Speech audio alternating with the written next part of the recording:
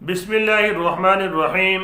अस्सलामु अलैकुम वरहमतुल्लाहि वबरकातुहू। जज़ल्लाहु अन्ना सय्यदना मुहम्मदन व अहलुहू। मेरे नाज़रीन, उम्मीद है आप खैरियत से होंगे।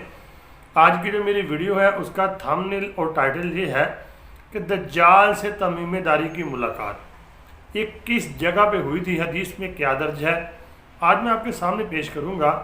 तो हदीस को डिस्कस करने से पहले मेरी नाज़रीन गुजारिश ये है, तो आपने मेरा चैनल कारी बाबर हफीज़.1 अभी तक सब्सक्राइब नहीं किया, सब्सक्राइब कर दें और घंटी के निशान को लाजमन दबा दें। इसकी 2-3 किस्तें होंगी।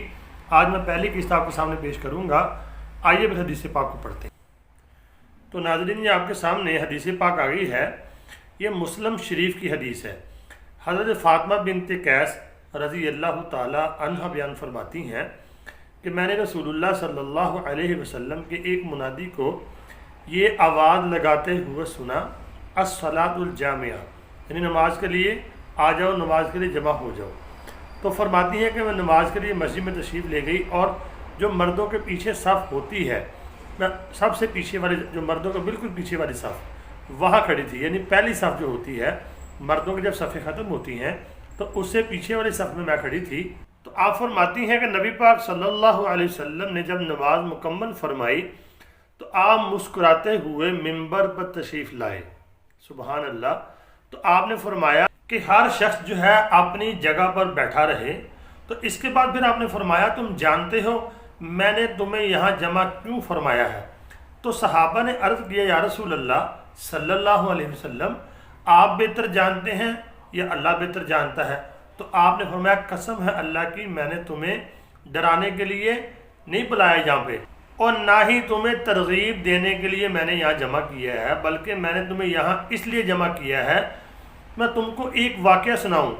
तमीमेदारी एक नसरानी शख्स था, वो मेरे पास आए और इस्लाम पर बैत की और मुसलमान हो गए।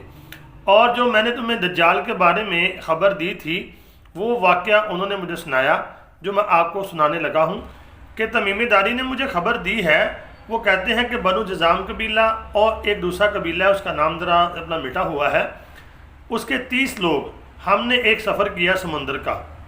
एक बहरी जहाज़ पर हमने सफ़र किया, 30 आदमी थे उनके साथ। तो कहते हैं फिर हम जब समंदर में गए हैं तो समंदर की मौजें हमें कभी इधर कभी उधर लेकर उड़ती रहीं, यानी कि 1 माह यही सिलसिला रहा। उसके बाद हम एक जजीरे पर पहुँचे कश्तियों में सवार होकर, जहाँ पर सूरज गुरूब हो गया या सूरज गुरूब होता था। तो नाज़रीन, आज की जो वीडियो है इतनी है। ज़रा मेरी तबीयत ठीक नहीं थी, फिर भी मैंने वीडियो बना दी है। तो इंशाल्लाह बकिया हिस्सा इसका कल पेश करेंगे। तो उम्मीद करता हूँ आपको यहाँ तक वीडियो समझ आ गई होगी। तो कल तक के लिए आप इंतज़ार करें, कल आपने वीडियो लाजमन देखनी है। बकिया हिस्सा इंशाल्लाह इसका कल पेश किया जाएगा। अल्लाह ताला मेरा और आपका हामी व नासिर हो। अस्सलामु अलैकुम व रहमतुल्लाहि व बरकातुहू।